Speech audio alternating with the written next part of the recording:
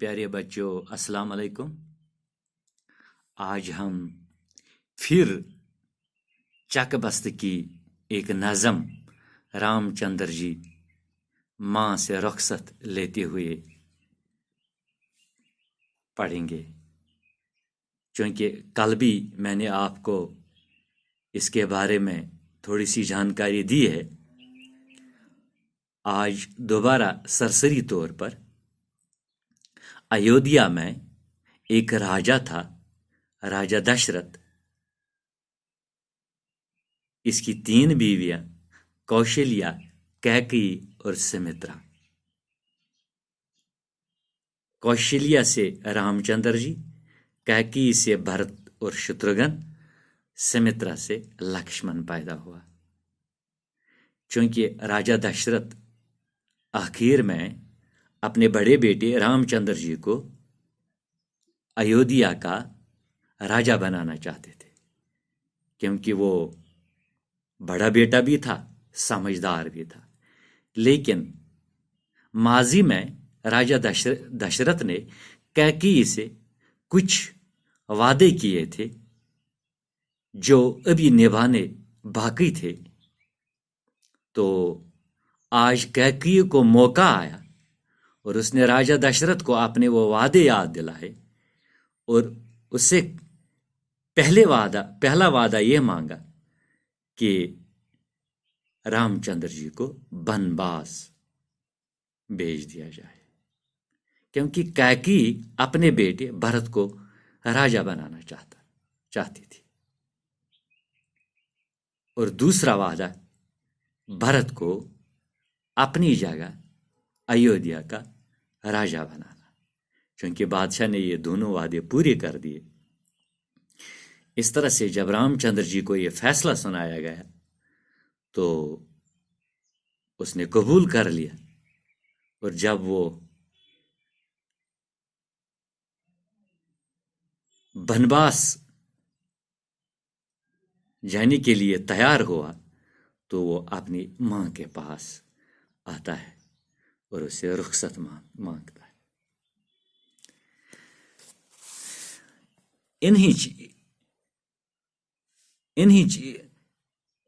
اسی چیز کو چک بست نے اپنے نظم میں لکھا ہے۔ کیا جانیے کس خیال میں گم تھی وہ بے گناہ، نوری نظر پہ دیدہ حسرت سے کی نگاہ۔ یعنی ماں نے اپنے نوری نظر پر جب نگاہ ڈالی، نظر ڈالی، جنش ہوئی لبوں کو پھر ایک سرد آہ، لی گوشہ ہائی چشم سے عشقوں نے روح کی راہ، چہرے کا رنگ حالت دل کھولنے، ہر موئے تن زباں کی طرح بولنے لگا۔ ماں نے اپنی آنکھوں کے لال کو حسرت بری نظروں سے دیکھا۔ یعنی جب رام چندر جی اپنی ماں کے پاس رخصت لینے کے لیے آ گیا، کیونکہ اس کو جنگلوں کی راہ لینی تھی، تو ماں نے اپنے اس لال کو حسرت بری نظروں سے دیکھا، سرد آہ بری، اور آنکھوں سے آنسو رواں ہوئے۔ ان کے چہرے پر ان کے دل کے حالات ظاہر ہونے لگے،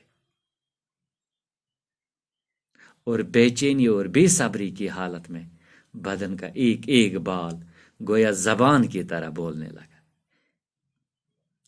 شاعر نے اس بند میں دکھ اور اضطراب کی عمدہ تصویر کشی کی گئی ہے۔ یعنی اس کی ماں کو اس کے بنواس جانے کا، اس کے راجا بننے کا دکھ تھا۔